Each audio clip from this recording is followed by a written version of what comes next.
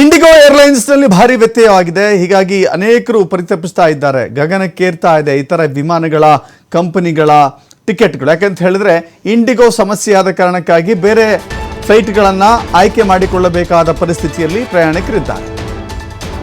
ಇದೇ ಸಂದರ್ಭವನ್ನು ಬಳಕೆ ಮಾಡಿಕೊಂಡು ಇತರೆ ವಿಮಾನಯಾನ ಕಂಪನಿಗಳು ಟಿಕೆಟ್ ದರವನ್ನು ಯದ್ವಾತದ್ವಾ ಏರಿಕೆ ಮಾಡಿದ್ದಾರೆ. ಟಿಕೆಟ್ ಯದ್ವಾತದ್ವಾ ಏರಿಕೆ ಮಾಡಿದ್ದಕ್ಕೆ ಕೇಂದ್ರದಿಂದ ಈಗ ಅಂಕುಶ ಹಾಕಲಾಗಿದೆ. ದೂರಕ್ಕೆ ಅನುಗುಣವಾಗಿ ದರ ನಿಗದಿ ಮಾಡಿ ಅಂತ ಹೇಳಿ ಕೇಂದ್ರ ಸರ್ಕಾರ ನಿರ್ಧಾರವನ್ನು ಮಾಡಿದೆ, ಸೂಚನೆಯನ್ನು ಕೂಡ ಕೊಟ್ಟಿದೆ. ಈ ಬಗ್ಗೆ ವಿಮಾನಯಾನ ಸಚಿವಾಲಯದಿಂದ ಒಂದು ಸ್ಪಷ್ಟವಾದ ಆದೇಶ ಕೂಡ ಹೊರಬಿದ್ದಿದೆ. ಯಾವುದೇ ಕಂಪನಿ ನಿಯಮ ಮೀರಿ ದರ ಏರಿಕೆ ಮಾಡಬಾರದು. ಪ್ರಯಾಣಿಕರ ಟಿಕೆಟ್ ದರ ಒಂದು ಮಿತಿಯಲ್ಲಿರಬೇಕು. ಪರಿಸ್ಥಿತಿ ಸರಿ ಹೋಗೋವರೆಗೂ ಕೂಡ ದರದ ಮೇಲಿನ ಮಿತಿ ಜಾರಿಯಲ್ಲಿರಬೇಕು. ವಿಮಾನಯಾನ ಸಂಸ್ಥೆಗಳಿಗೆ ಕೇಂದ್ರ ಕಟ್ಟುನಿಟ್ಟಿನ ಸೂಚನೆಯನ್ನು ಕೊಟ್ಟಿದೆ. ಹಾಗಾದರೆ ಟಿಕೆಟ್ ಮೇಲಿನ ಮಿತಿ ಎಷ್ಟು ಮಿತಿಯೊಳಗಿರಬೇಕು ಅಂತ ಹೇಳಿ ಕೇಂದ್ರ ಸರ್ಕಾರ ಹೇಳಿದೆ ಅಂತ ಹೇಳಿದ್ರೆ 500 ಕಿಲೋಮೀಟರ್ವರೆಗೆ ಪ್ರಯಾಣ ಮಾಡುವಂಥ ಪ್ರಯಾಣಿಕರಿಗೆ 7,500ಕ್ಕಿಂತಲೂ ಹೆಚ್ಚು ತೆಗೆದುಕೊಳ್ಳಬಾರದು. 7,500 ಮಾತ್ರ 500 ಕಿಲೋಮೀಟರ್ಗೆ. ಇನ್ನು 500ರಿಂದ 1000 ಕಿಲೋಮೀಟರ್ ಇದ್ದರೆ 12,000 ರೂಪಾಯಿ, ಅದಕ್ಕಿಂತಲೂ ಮೀರಬಾರದು. 1000 ಕಿಲೋಮೀಟರ್ ಪ್ರಯಾಣ ಮಾಡ್ತೀನಿ ಅಂತ ಹೇಳಿದ್ರೆ 12,000 ಮಾತ್ರ, ಅದಕ್ಕಿಂತ ಜಾಸ್ತಿ ತಗೋಬೇಡಿ ಅಂತ ಹೇಳಿ. ಇನ್ನು 1,000ದಿಂದ 1,500 ಕಿಲೋಮೀಟರ್ ದೂರ ಹೋಗುವಂಥ ಪ್ರಯಾಣಿಕರಿಗೆ 15,000 ರೂಪಾಯಿ ಮಿತಿ. ಆ ಮಿತಿ ಮೀರಬೇಡಿ ಅಂತ ಹೇಳಿ. ಇನ್ನು 15,500 ಕಿಲೋಮೀಟರ್ಗಿಂತಲೂ ಜಾಸ್ತಿ ಪ್ರಯಾಣ ಮಾಡುವಂಥವರಿಗೆ 18,000 ವಿಧಿಸಲಾಗಿದೆ.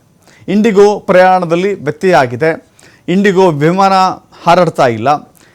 ಅನೇಕ ದಿನಗಳಿಂದ ನಿಗದಿಯಾದಂಥ ಪ್ರಯಾಣ ಸಡನ್ನಾಗಿ ರದ್ದಾದರೆ ಅನಿವಾರ್ಯವಾಗಿ ಈಗ ಬೇರೆ ಬೇರೆ ವಿಮಾನಗಳನ್ನು ಫ್ಲೈಟ್ಗಳನ್ನು ಆಯ್ಕೆ ಮಾಡಿಕೊಳ್ಳಬೇಕಾಗತ್ತೆ. ಫಾರ್ ಎಕ್ಸಾಂಪಲ್, ಈಗ 1 ತಿಂಗಳ ಹಿಂದೆಯೇ ವಿಮಾನವನ್ನು ಬುಕ್ ಮಾಡಿಕೊಂಡಿದ್ರೆ, 1 ತಿಂಗಳ ಹಿಂದೆಯೇ ಪ್ರಯಾಣಕ್ಕೆ ನಿಗದಿಯನ್ನು ಮಾಡಿಕೊಂಡಿದ್ರೆ ಅದಕ್ಕೆ ಆಗಲೇ ಟಿಕೆಟನ್ನು ಬುಕ್ ಮಾಡಿರ್ತಾರೆ.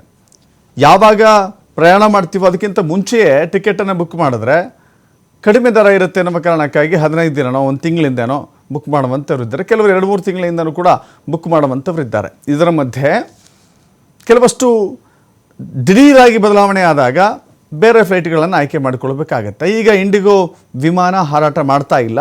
ಇಂಡಿಗೋ ಯಾರೆಲ್ಲ ಬುಕ್ ಮಾಡಿದ್ರಲ್ಲ ಅವರೆಲ್ಲ ಈಗ ಬೇರೆ ಬೇರೆ ಫ್ಲೈಟ್ಗಳಿಗೆ ಶಿಫ್ಟ್ ಆಗ್ತಾ ಇದ್ದಾರೆ.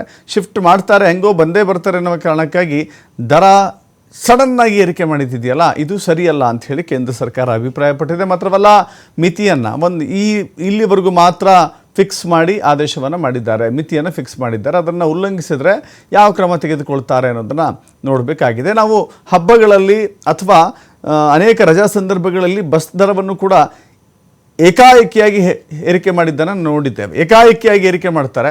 2,000, 3,000. ಇಲ್ಲಿಂದ ರಾಯಚೂರಿಗೆ ಹೋಗಬೇಕು ಅಂತ ಹೇಳಿದ್ರೆ ಸಾಮಾನ್ಯವಾಗಿ 1,000 ಆಚೆ ಇರುತ್ತೆ. ಬಟ್ ಹಬ್ಬದ ಸನ್ನಿವೇಶದಲ್ಲೋ ರಜಾ ದಿನದ ಸನ್ನಿವೇಶದಲ್ಲಿ ಹೇಗೆ ಮಾಡ್ತಾರೆ ಬಸ್ಗಳ ದರ ಅಂತ ಹೇಳಿದ್ರೆ 2,000, 3,000 ಬಾಯಿಗೆ ಬಂದಂಗೆ ದರವನ್ನು ನಿಗದಿ ಮಾಡ್ತಾರೆ.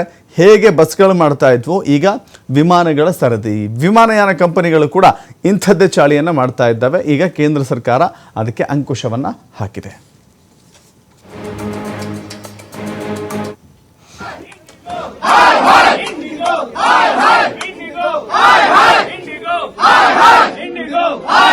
बंद करो फ्लाइट, बंद कर दो देवघर की। बंद करो, बंद करो, बंद करो, बंद करो, बंद करो, बंद करो, बंद करो, बंद करो।